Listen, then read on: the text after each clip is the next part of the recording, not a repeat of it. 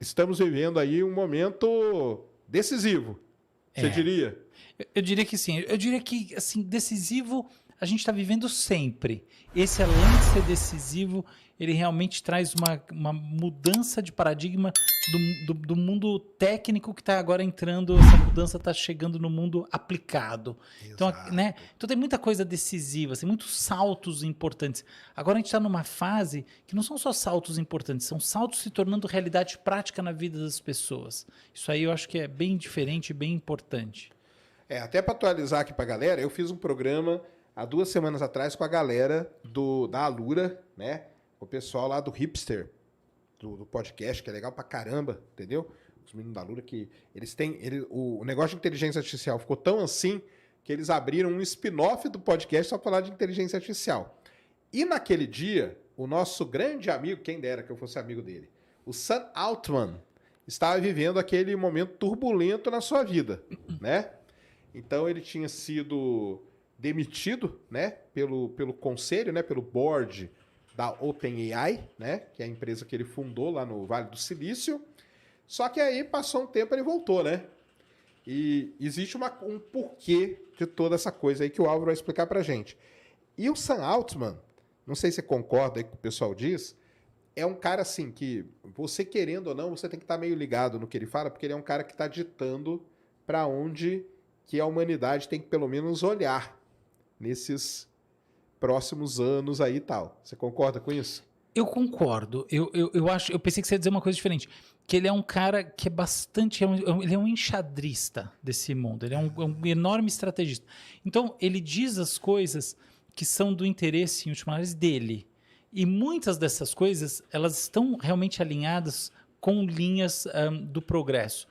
Outras vezes não estão, mas o importante é a gente sempre olhar, assim, ver o que ele está falando e pensar que do ponto de vista dele, aquilo é importante. Então, quando você faz essa leitura, você fala, onde esse cara quer chegar? Certamente ele não quer chegar num beco sem saída, ele quer pegar carona em alguma grande tendência.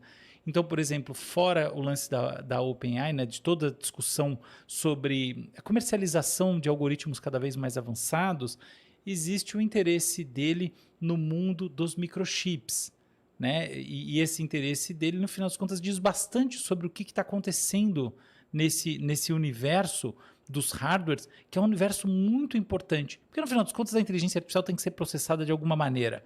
Então, quando o cara está querendo, por exemplo, uma das linhas dele é do investimento em chips neuromórficos, tá? Chips que lembram processamento computacional em neurônios biológicos. Tem um sentido nisso. Não é qualquer besteira.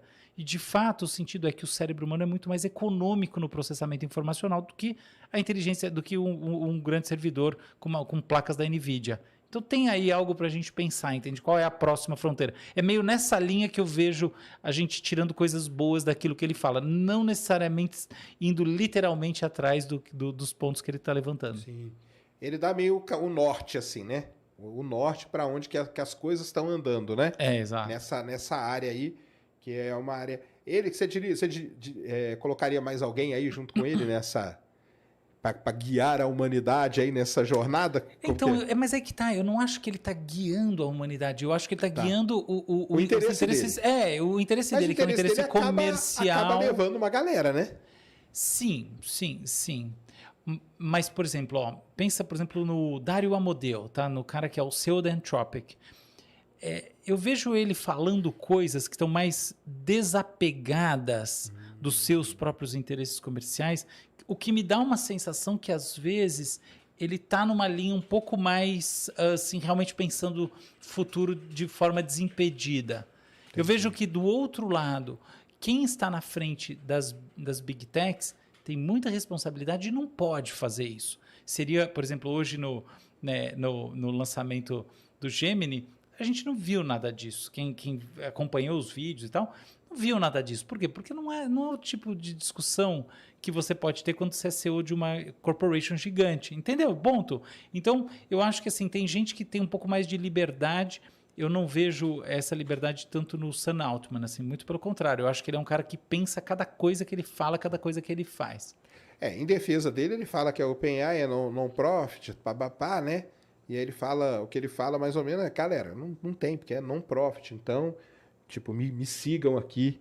Eu sou o messias de vocês desse... né? E tanto isso Mas a é gente sabe que controverso, porque no fundo exatamente isso. exatamente, é isso que eu ia Entrou falar. numa rota de colisão com o que o conselho pensa sobre o que uma non-profit tem que fazer. Exatamente. Para quem não sabe, non-profit quer dizer, é uma empresa sem fins lucrativos, ou melhor, uma instituição sem fins lucrativos que ela está no âmbito mais alto do que a própria alta gestão da OpenAI comercial. Então essa é a relação, uma relação curiosa, mas uma relação que, em última análise, tem a ver com o fato de que na constituição da OpenAI a premissa é que se a inteligência artificial geral for atingida, este produto, por assim dizer, não será um produto comercial. Essa seria a forma de defesa, muito entre aspas, dos interesses da humanidade como um todo frente ao avanço puramente comercial da inteligência artificial. Então seria essa a premissa. Entendi. E aí o lance todo é que, enfim, essa é uma zona cinzenta, né? Quando que você vai declarar que atingiu a inteligência artificial geral? Tá? Tem muito espaço para isso.